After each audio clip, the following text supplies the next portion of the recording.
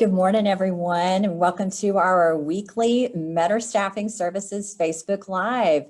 My name is Melinda Torrison. I'm president here at Meador Staffing and have had the privilege of working here, oh my goodness, for 32 years. So it is my honor to be able to partner with the founder and the CEO of Meador Staffing Services, Mr. Ben Meador. And we are here really to just have a conversation today and to talk about, I believe the topic that people wanted was how in the world do you overcome adversity?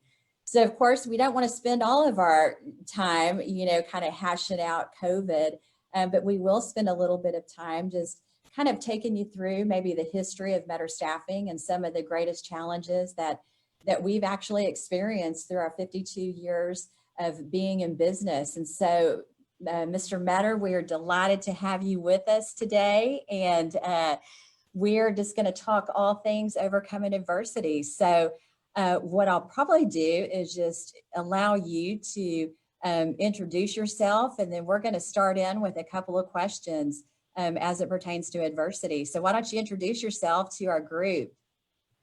Well, you've already done that. My name is Ben Meador. I'm the chairman and CEO of Meador Staffing. And, our company has been in business since 1968. And I can tell you a few stories about how we first started there. You talk about adversity, but anyway, we're looking forward to spending some time with you and talking about some of the challenges of not only business, of life, and how you face those challenges effectively and successfully. So look forward to that, Melinda. And looking forward to that. Of course, we would definitely ask all of y'all to hopefully, jump into the chat and have a conversation with us. Feel free to put in the comment section any questions that you might have, and would love to hear from you. So we love engagement with our audience, and would just, really enjoy some feedback and want to hear, questions that you have. So, but the first question that I'll probably ask you, Ben, is, what steps would you actually recommend to someone who are facing challenges in their life, and how do you overcome adversity and overcome the challenges that maybe an individual and or organization or business is going through? Well, people overcome challenges in different ways, and I think a lot of it depends on your perspective about life in general. The first thing I would suggest is that you've got to seek greater clarity when you have a problem, when you encounter adversity, when you encounter a challenge. Seek greater clarity and let the dust settle a little bit, because most of the time when people engage in something that's of a negative nature that comes into their life or into their business, they tend to react very quickly. And I think what you need to do, first of all, is let the dust settle a little bit and seek greater clarity. And then the second thing that I've always followed, this advice that someone gave me years ago, is to seek wise counsel, to seek people who maybe have gone through some of the same challenges and they've been there, done that. So that would be very helpful. And, look at their life, and if they're the kind of people who are your mentors and people who've lived their life in such a way that you have great admiration for, well, then they can provide godly counsel for you and give you answers that you probably couldn't come up on with your own with your own plan. And the third thing is to have a plan, to assess the optimal outcomes, to look forward and, look ahead about, okay, if this is in place, then this is the type of plan that I can put in place that would give me the best outcome, and to put that plan in place where we can achieve our goals. And I think really importantly, number 4, I guess it is to have a positive mindset, to really, what we think about in life, we really become. You become what you think about. And if you're a positive, optimistic person, you know that you can overcome any challenge.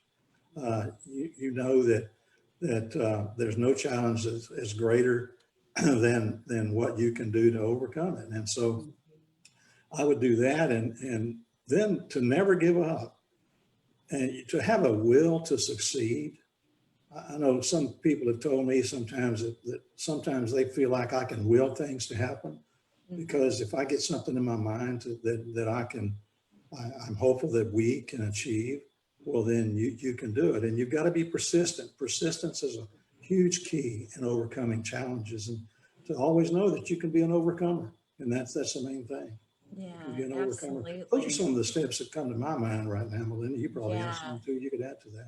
Well, that's great advice. And, nobody gets to the point in business that you do without having gone through a lot of adversity. And, looking back just throughout your 52 years, it really is just really amazing words of wisdom and sound advice that is so relevant. It's have a plan, seek wisdom, of good people who, are wise and know what they're talking about and what they're doing. And that's just, so critical. And I know just having gone through a lot of challenges, hurricanes and the oil bust and multiple recessions here at Meador Staffing, one thing I can say about you is you definitely want to have one of those wise people around you that is really good in a crisis, especially the initial, when everything just hits the fan. You really want somebody that is good in a crisis, that can think on their feet, not get, too wrapped up in the emotions of things, and just be able to really give good direction. So, another question I would ask you, like I alluded to earlier, you've been through a lot in 52 years. What would you actually, if you could maybe highlight maybe the top 2 or 3 greatest challenges that you've been through in business and or life, what would you say those are? There have been a number of those obstacles, challenges, problems. Mm-hmm. The first one comes to mind to me today is the recession of the 1980s that hit Houston, because we went into business, like I said previously, in 1968, and we had never experienced a year where we grew less than 25%.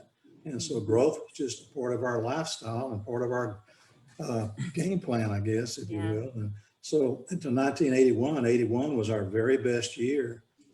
And then we got to a point in the latter part of 81 and 82 where things just slowed down dramatically. And Mm-hmm. we didn't really know what was happening because Houston had never gone through a recession up to that point.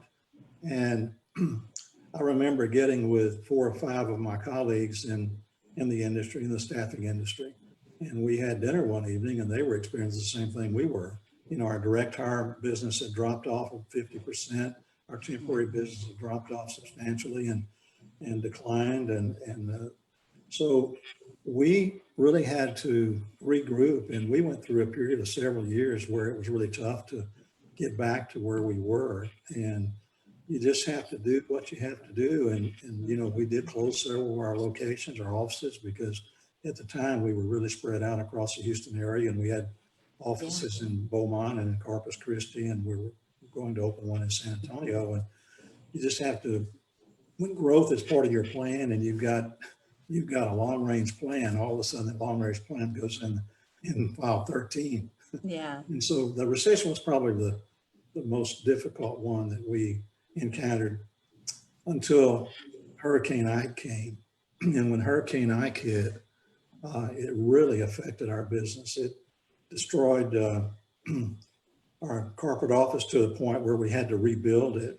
I'm going to make the story really short because it's a long story, but Right.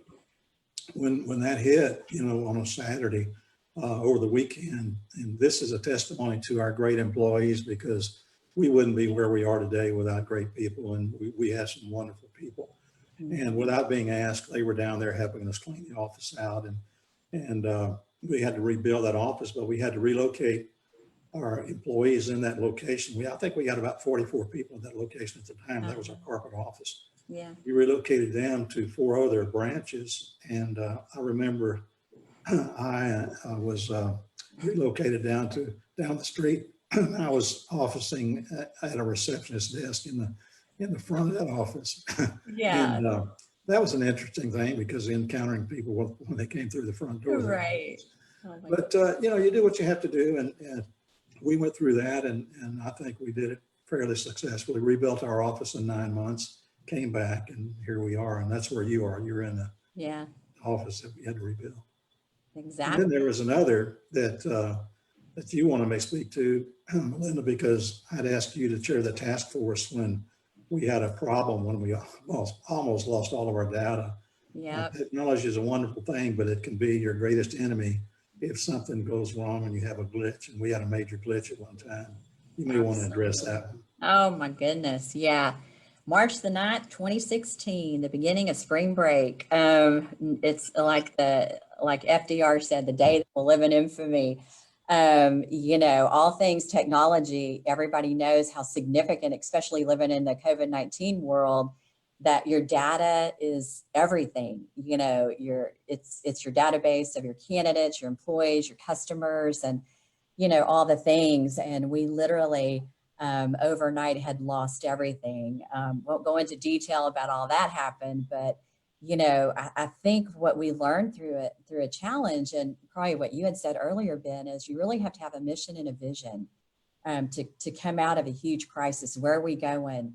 So that I think everybody really wants to know, what do we have to do? And so our mission and our vision was, we have payroll.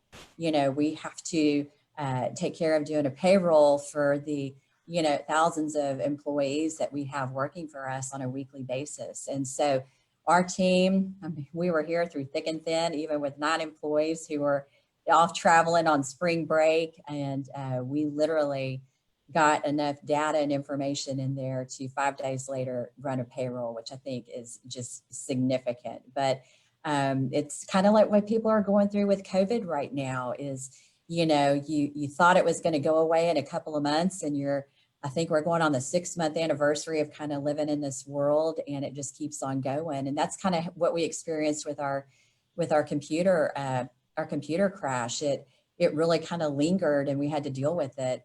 I mean, literally throughout an entire year in order to do a rebuild. And the whole mission and motivation too was that nobody in the outside world, I was like, we'll never let anyone know outside of the walls of Meador Staffing what's going on. And our team just, again, it goes back to the people who are on your team and just making it happen. So I guess I would ask you maybe one of our last questions, and I'd ask the audience, feel free to chime in on the comments and share with us too, how do you overcome adversity?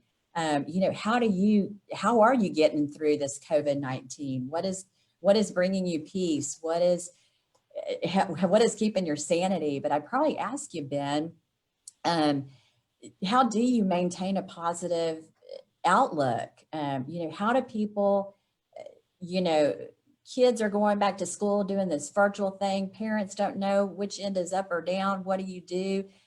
Business is kind of all over the place. You got COVID cases, you got quarantine. How do you maintain a positive outlook when it feels like literally the sky is falling and there's so much uncertainty? Well, first of all, you know that bad things in life are never going to last forever. And that's one thing. And, it depends on your perspective. It depends on your outlook and your uplook. And, I think a lot of it has to do with your faith and what your beliefs are about life in general. To know that, into everyone's life, there's going to come some positive things. There's going to come some negative things. And people have relational problems. They have financial problems. They have vocational problems. And, when they do, sometimes if you're not prepared for those, and if you're not well grounded and do not have a firm foundation on what you believe about life in general, and it tends to overwhelm people. I know right now, let's talk parents. I know we've got grandkids now, and our kids are all out of the nest, but right now parents are dealing with the problem of school. Do I send my child to school, or do they continue to work at home? Well, isolation is a bad thing. And I think a lot of us have found that to be true. We've been isolated in our homes, and, you can't get out. And now when you do, of course, I believe in following all the guidelines, sure, but we've got to get on with living our life. And what you've got to do, I think, is look at what the end game is. Where do you want to be? What are you striving for? Don't be overcome by the problems and challenges of the world today, because we tend to think differently than that. You know, we like to look at the opportunities that sometimes adversity brings to you. And sometimes in life, those challenges can be character builders. They can develop in you a greater resolve to solve problems. And, you know, this is a way it depends on how you look at things in life. And a lot of that, Melinda, I think the outcome is really predicated on what a person, how they view things. That I know that when COVID first hit, yeah, it was a dramatic change in the way that all of us had to approach things. And so you just back up and you do what you have to do to protect your health and well-being. But you know, life has to go on. And my advice is to try to get, you know, the family, the business back to normalcy as close as you can, adhering to all the guidelines and trying to be happy every day. You know, that don't let things overwhelm you, because you know that these things are not going to last. Right. So true. And that's why we just, you know, we keep saying here at Meador Staffing that, you know, what we're experiencing now with COVID-19, it is for now. You know, this will not be our life and the way that, you know, we experience business. This is not going to be forever. This is just for now. So it's, you know, just relevant, some of the things that you had shared, which are so, just really, again, simple, yet really how we need to live our lives. So we thank you for your time and just appreciate your wisdom and just, you know, you taking the time to share real life experiences and a lot of wisdom. And I think that's what we need today more than ever before, is just smart, wise people to really speak into our lives. So for those of you who joined us, we ask that hopefully you'll, you know, definitely share this and continue coming to Meador Staffing's Facebook Live. We ask that you please, you know, like our Meador Staffing page. We ask you to invite your friends and others. Jump on LinkedIn as well and like our Meador Staffing LinkedIn page too. So, and be on the lookout. I think what we'll probably end up doing is maybe bringing to you additional interviews of the tales of Meador Staffing with some of our key employees and just great team members, as well as helping those of you who are in the job market looking for jobs, and even customers. You know, if hopefully you're in the hiring process, but if not, we're here for you. This is why we're bringing Facebook Live to you, bringing resources and really just trying to connect and bring people together for such a time as this. So thanks again, Ben. And until next time, hope you have a great afternoon. And thanks for joining us here at Meador Staffing. See you later. Thank you.